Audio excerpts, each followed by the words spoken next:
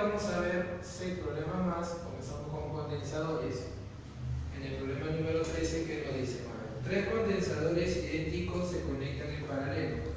Los condensadores son los almacenadores de energía, almacenadores de carga. Entonces, ¿qué es lo que pasa? Cuando los tres se conectan en paralelo, te dice que se va a conectar a una fuente de energía o es cero. Entonces, ¿qué es lo que yo determino acá? Cuando los tres se encuentran en paralelo, automáticamente la capacitancia equivalente a qué va a ser igual. Como los tres son iguales y están en paralelo, simplemente va a ser la suma de esos tres, o sea, 3 veces 0. ¿Correcto? Sobre, ¿qué digo? Sobre no, sino el potencial que genera, en este caso, ¿cuánto vale? ¿Entendió? En el segundo caso dice que esos tres condensadores ahora se van a conectar en serie y el potencial de la fuente de energía ahora va a registrar el V1. Entonces la capacitancia equivalente sería C tercios, ¿correcto? Porque estos están en serie. Y el voltaje para este caso sería ¿qué cosa? V1. Y a ti te piden V1 en función de quién? De V0. Entonces, ¿qué es lo que yo te hago acá? El dato que me dicen también, que la energía para el primer y segundo caso, ¿cómo son? Iguales, no va a cambiar. Ahí te dice, mira, en la parte final te dice, determine V1 si la energía almacenada en el sistema se mantiene igual. O sea, la energía almacenada se va a mantener. La energía que es igual a 1 medio de CB cuadrado. La energía en el primer caso sería 1 medio de la capacitancia equivalente del sistema, que vale 3C, correcto, por V0 elevado al cuadrado. La energía en el segundo caso, ¿a qué cosa va a ser igual? A 1 medio de la capacitancia equivalente, que vale C tercios, por el voltaje, que sería V1 elevado al cuadrado. 1 medio con 1 medio se va, el C con el C también se va, el 3 paso a multiplicar y me quedaría 9 veces V0 al cuadrado es V1 al cuadrado. Entonces, ¿cuánto vale V1? 3 veces ¿qué cosa? V0. ¿Y cuál es la alternativa? La C, ¿verdad? En el problema número 14, ¿qué es lo que tenemos? Un problemita electrodinámica. ¿Qué me dicen ahí? En el circuito de la figura, la fuerza electromotriz, o sea acá la calidad de potencial, es E de la fuente, es ideal, no presenta resistencia interna y se mantiene constante, o sea el voltaje no va a cambiar. Si la resistencia R2 aumenta, el SR1 y el SR2, o sea esta resistencia va a aumentar, ¿qué significa? ¿Qué nos dice? Señal de alternativa correcta. En el primer caso, me dice, la caída de voltaje a través de R2 aumenta. ¿Qué es la caída de voltaje? Esto de acá, su potencial eléctrico. Pero, como R1 y R2 son paralelas, correcto, son paralelas, el voltaje en 1 va a ser igual aquí al voltaje en 2. Y va a ser la misma de quién? De la fuente. Si la fuente no cambia, ¿el voltaje acá va a cambiar? No. ¿El voltaje acá va a cambiar? No va a cambiar. ¿Por qué? Porque la fuente no cambia. R2 va a aumentar, siempre le interesa. ¿Por qué? Porque el voltaje acá no va a cambiar debido a qué? A que estas dos, ¿de dónde salen? De esta de acá. Entonces, ¿cómo se mantiene? Se mantiene constante. ¿Y ahí qué te dice? Que va a aumentar. El voltaje para R2 aumenta, te dice, para R2 aumenta, completamente falso. ¿Correcto? En la alternativa B, ¿qué me dice en la alternativa B? Que la potencia disipada para R2 aumenta. Oye, la potencia para una resistencia es igual a V cuadrado, en este caso es E, sobre la resistencia que sería R2 para la potencia 2. ¿Correcto? Ahora, te dice que R2, ¿qué cosa va a pasar? R2 va a aumentar. Te dice, si R2 aumenta, que está en el la parte de abajo de la fracción, si R2 aumenta en el denominador, entonces, ¿qué pasa con la potencia en 2? Si este que está dividiendo aumenta, ¿qué pasa en potencia 2? Disminuye. Va a disminuir. Entonces, ¿qué te dice acá? Que aumenta. Entonces, ¿cómo es la alternativa? Falsa. Y sigo buscando la verdadera. Oye, me dice que si la resistencia R2 aumenta, R1, su intensidad de corriente va, ¿qué cosa? A aumentar. La corriente por R1 aumenta. Oye, yo te pregunto algo. ¿Quién es la que cambia? ¿R1 o R2? R2. Pero también sabemos que el voltaje de la fuente es lo mismo para R1 y lo mismo para R2. Entonces, para la resistencia en 1, la intensidad de corriente en 1, ¿a qué cosa va a ser igual? A la fuente, ¿sobre quién? Sobre la resistencia. Y si la resistencia 1 no es la que cambia y el voltaje también es constante, ¿cómo sería la intensidad de corriente? Constante.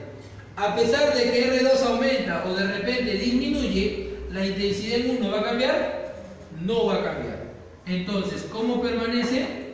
Constante. ¿Ahí qué te dice? Que aumenta. Entonces, ¿cómo sería esto? La alternativa D. ¿Qué nos dice la alternativa D? Nos dice, la corriente por R1 permanece constante. Del C, o sea, de la alternativa C, ¿qué decimos? Que se mantiene, ¿qué cosa? Se mantiene constante. Y si se mantiene constante, esto de acá, ¿cómo sería? ¿La verdad? La verdadera. Entonces, ¿cuál voy a marcar? Dedazo. ¿Correcto? Y por si acaso, la alternativa E. ¿Qué nos dice la alternativa E? Para corroborar que es falso, ¿correcto? La corriente en R1 disminuye. Oye, la corriente en R1 no disminuye y aumenta. ¿Cómo se mantiene? Se mantiene constante. No olvidar, se mantiene constante. Se mantiene constante. Entonces, ¿cómo es esa premisa? Falsa. ¿Se entendió? Ahora, en el problema número 15 es un problema, una mezcla de MRU, pero con ondas electromagnéticas, porque estamos hablando de ondas de radio. Y las ondas de radio van a viajar de un lugar a otro con la velocidad de la luz, ¿correcto? Porque se encuentran en el vacío, en el espacio. Entonces, ¿qué me dice el dato del problema? Que la distancia del Sol a Marte, ¿cuánto vale? 228 por 10 a la 6 kilómetros. Y la distancia del Sol a la Tierra, ¿cuánto vale? 150 por 10 a la 6 kilómetros. Entonces, me piden, ¿qué cosa es lo que me piden calcular? A ver, me dice, calcule la diferencia de tiempos en segundos que la señal de radio demora en llegar de Tierra a Marte, en ambas circunstancias. ¿De qué se refiere en ambas circunstancias? Cuando se encuentre lo más cerca posible y cuando se encuentre lo más alejado posible. Cuando se encuentra lo más cerca posible, yo te pregunto, ¿cuánto es la distancia de separación entre Tierra y Marte? Si la distancia del Sol a Marte es 228 por 10 a la 6 kilómetros y del Sol a la Tierra es 150 por 10 a la 6 kilómetros, la distancia más próxima, ¿cuánto sería? Su diferencia, ¿sí? ¿Correcto? ¿Y cuánto es su diferencia? 228 por 10 a la 6 menos 150 por 10 a la 6.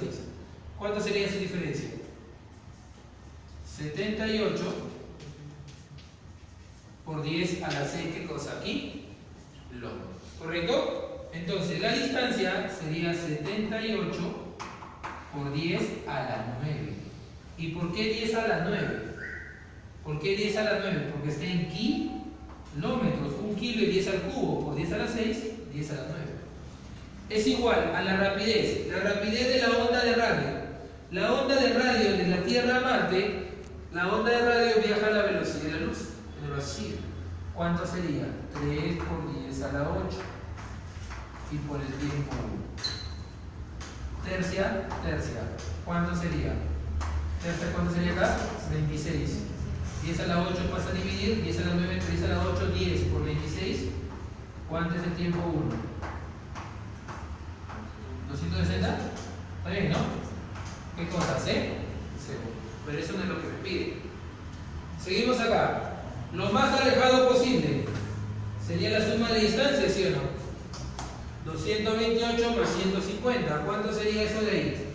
300, muy bien. 378 por 10 a la 6, ¿qué cosa? Aquí, kilómetros. Entonces, ¿cuánto es la distancia? 378 por 10 a la 9. La rapidez es 3 por 10 a la 8 y el tiempo es un 2. ¿Se entendió? Le saco la tercia, ¿cuánto sería? 1260 es igual al tiempo 2. Oye, ¿qué me piden calcular? Me piden, ¿qué cosa? ¿Qué cosa me pide? La diferencia de tiempos. O sea, ¿qué me pide? Tiempo 2 menos tiempo 1, que sería 1260 menos 260, ¿cuánto sería? 1000 segundos. ¿Cuál es la alternativa? La B, ¿verdad? En el problema número 16, un problema de calorimetría, pero viene un poco la parte termodinámica debido a las constantes que te da como dato. ¿Correcto? Dice, calcular la cantidad de calor en joules que se necesita para elevar su temperatura de 200 gramos. O sea, ¿qué es lo que te dan? Te dan la masita. ¿Cuánto es la masita? 200 gramos. ¿Correcto? ¿Qué más? Para elevar su temperatura de 100 a 112. Si me dice la temperatura de 100 a 112, entonces la variación de la temperatura, ¿cuánto vale? 2 grados Celsius, ¿verdad? ¿Correcto? De 100 grados Celsius, de 110 grados Celsius a 112 grados Celsius. ¿Y qué más me piden calcular? Ah, si el proceso se realiza en un recipiente cerrado. ¿Qué significa que el recipiente se realice en un recipiente cerrado? ¿Qué significa eso? Que el proceso se realice en un recipiente cerrado. ¿Qué significa? Que el volumen no va a cambiar. O sea, las dos constantes que a mí me dan, que es C sub P y C sub V, el C sub P significa a presión constante, esa no la uso. El C sub V significa volumen constante, y esa es la que voy a usar, porque como está sellado, el volumen no va a cambiar. Entonces la constante que uso es C sub V, que vale ¿cuánto? 1545, ¿qué cosa? Joules por kilogramos Kelvin. Entonces hay que seguir solamente las unidades. Como acá tengo kilogramos, la masa tiene que estar en kilogramos. 200 gramos a kilogramos sería ¿cuánto? 0,2 kilogramos. Cuando hablamos de la variación de la temperatura, en la unidad de Celsius y Kelvin va a ser la misma. Si acá me hablan de 2 grados Celsius, también me hablarían de ¿cuánto? De 2 Kelvin. ¿Y qué voy a aplicar? Que la cantidad de calor o energía es igual a la masa por la capacidad y por la variación de la temperatura. Entonces, el valor de Q es igual a ¿cuánto? ¿Cuánto vale M, que es la masita? Vale 0,02. ¿Por cuánto? Por la constante. ¿Cuánto es? 1545. 1545. ¿Y por cuánto? Por la variación del tiempo, que vale ¿cuánto? 2. Por lo tanto, ¿cuánto vale Q? Que es la cantidad de ¿qué cosa? De calor. ¿Cuánto sería? Eso te va a salir 600, ¿cuánto? 618, ¿qué cosa? ¿Se entendió? ¿Correcto? En el problema número 17 me dice, en un tubo de rayos X, los electrones son acelerados mediante una diferencia de potencial de 60 kilovolts. La diferencia de potencial es de 60 kilovolts. O sea, estamos hablando de 6 por 10 a la cuarta volt. ¿Correcto? 6 por 10 a la cuarta volt. Porque un kilo 10 al cubo con el 10 de 60 sería 10 a la cuarta. ¿Qué más me dice? La carga del electrón, te lo dan de dato. Ah, no, pero seguimos leyendo. Calcular la longitud de onda mínima del espectro continuo de rayos X que emite este tubo. Entonces, cuando tenemos un potencial de frenado, la longitud de onda es mínima, ¿correcto? Y la longitud de onda, ¿cómo se calcula? La fórmula es h por c sobre la carga del electrón por la diferencia de potencial. Y lo único que me queda, ¿qué cosa es? Reemplazar. Entonces, la longitud de onda mínima es igual a ¿cuánto? ¿A cuánto va a ser la longitud de onda mínima? Habla. A ver. ¿Qué diríamos acá? Habla. H. ¿Cuánto vale el valor de H? Vale, ¿dónde está? Acá estamos. 6, habla. Ahí está. 6,626 ¿por cuánto? Por 10 a la menos 34.